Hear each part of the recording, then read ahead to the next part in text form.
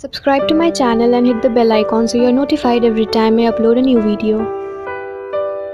Hey guys, welcome back to my YouTube channel. I am Sneha Banerjee and today finally I'm going to talk about the book Killing Commendator by Haruki Murakami, and this is what the book looks like. It's a huge book. So the protagonist of the book is a 36-year-old artist and his name is not given in the book, that is he is unnamed for us, and he draws portraits for people on commission and that is how he earns his living. So his life is quite settled. He earns quite a good amount of money from painting portraits and he is married to his wife Yuzu, and they live a good life, that is they are happy together and everything is fine and settled. Now suddenly his wife Yuzu comes to him and tells him that she doesn't want to live with him anymore, that she wants a divorce, and her decision is pretty much final, and it takes him aback because he had not expected this from her because everything was going good and well. So it takes him some time to register and doesn't really know what to say or what to do, so he just goes out on a road trip randomly to random places, directionlessly and mindlessly.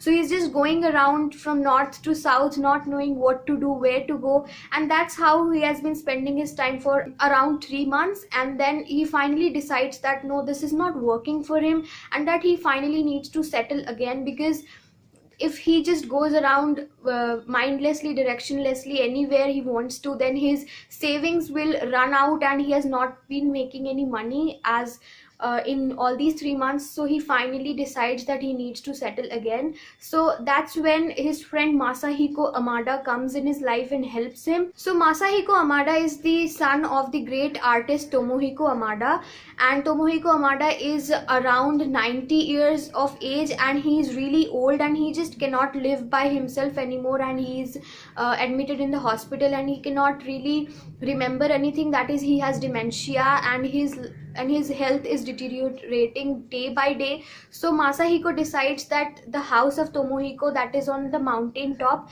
he decides that he would let this artist, our unnamed protagonist, to live in that house, and he doesn't really need to pay or anything for that. He doesn't need to pay the rent or whatever. He will be allowed to live in that house. The only thing he has to do is that he has to look after the house, because as the house is so secluded and is set up on the mountain and nothing is there around it, nobody really wants to live there anyway, but the house will really be shattered and devastated if there's nobody in that house. So Masahiko just wants someone to be there and take care of the house. So our protagonist decides to live in the house on the mountain top where Tomohiko Amada used to live, and he thought that it would be good for him because now is the time when he really needs to register everything that has been going on in his life, and it will be good for him if he lives alone and actually gives himself some time to accept whatever has happened, whatever the differences and changes has happened in his life. So he starts living there. Over there on the mountain top, he comes across Mr. Menshiki, who lives across the valley in a huge white mansion, who wants our artist, our unnamed artist, to draw his portrait on a huge commission that he is willing to give him. But our artist has decided not to paint portraits anymore because he wants to draw something for himself and himself now, and so he decided to give up on portrait painting for commission. But the amount that Menshiki is willing to give is so huge that our artist is kind of curious, and curiosity gets the good of him and he decides to paint the portrait of Mr. Menshiki. So he agrees to the offer, and then Mr. Menshiki starts coming to his house on a regular basis so he can paint his portrait, and that's when they get along. Now Mr. Menshiki is a very interesting character, and that's how he has been portrayed throughout the book, that he's very interesting and there is a kind of enigma to his personality. He has his own secrets, but Mr. Menshiki shares quite a huge amount of his life with our artist, and he tells him those secrets of his life that he wouldn't have shared with anyone else because of the kind of person our artist is.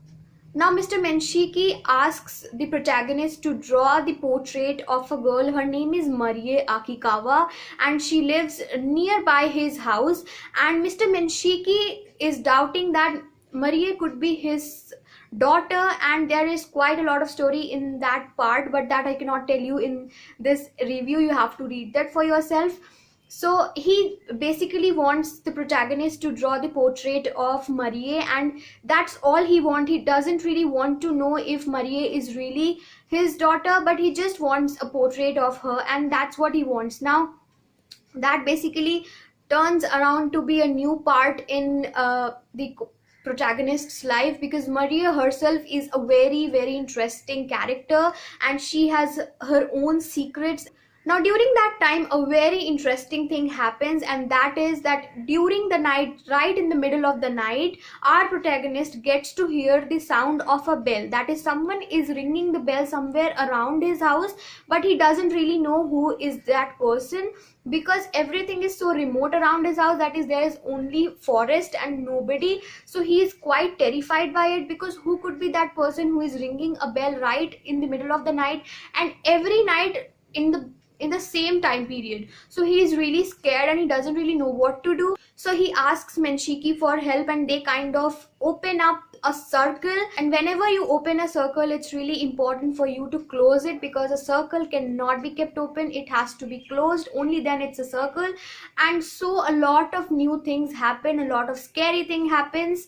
Now in the house of Tomohiko Amada, where he is living, where our protagonist is living, he finds a painting that has been painted by Tomohiko, but it had not been shown to the world, and the name of the painting is Killing Commendator, and that's where the title of the book comes from. And you can only imagine the importance of the painting, but it may go beyond it. You do not really know what the importance of the painting is throughout the initial part of the book, and it's very interesting how everything gets involved towards the end. And so Killing Commendator is the painting that Tomohiko Amada had preserved, and he had hidden it in the attic of the house, and somehow our protagonist gets to know about its existence, and he opens it and he sees what the painting is about. From here our protagonist's curiosity regarding Tomohiko Amada's life start, and from there Menshiki helps him to know bit by bit about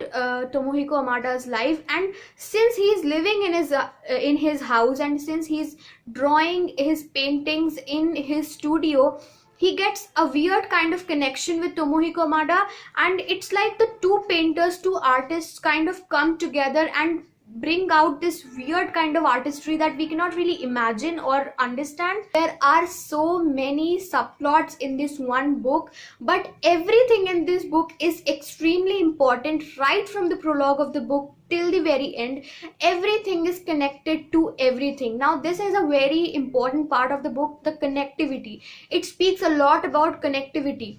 Whatever has happened in our protagonist's early life, when he was a child, when he had a sister who died at the age of 12 because of a heart failure, from there to the very end of the book, everything felt connected. And whatever Haruki Murakami has written in the prologue is completely connected to the very end of the book. That is, it's a complete circle. There are no loopholes to it. So as you can see that the book is so thick, it's so big, and there's so much content in this book, but everything that is written in the book is connected together so beautifully, and the story is weaved in a very beautiful manner, although there are some problems to the story that I will come later on. Now this book talks a lot about art and artistry and artists. Like the way music has been discussed throughout the book, it's a huge part of the book, the music that it's talking about.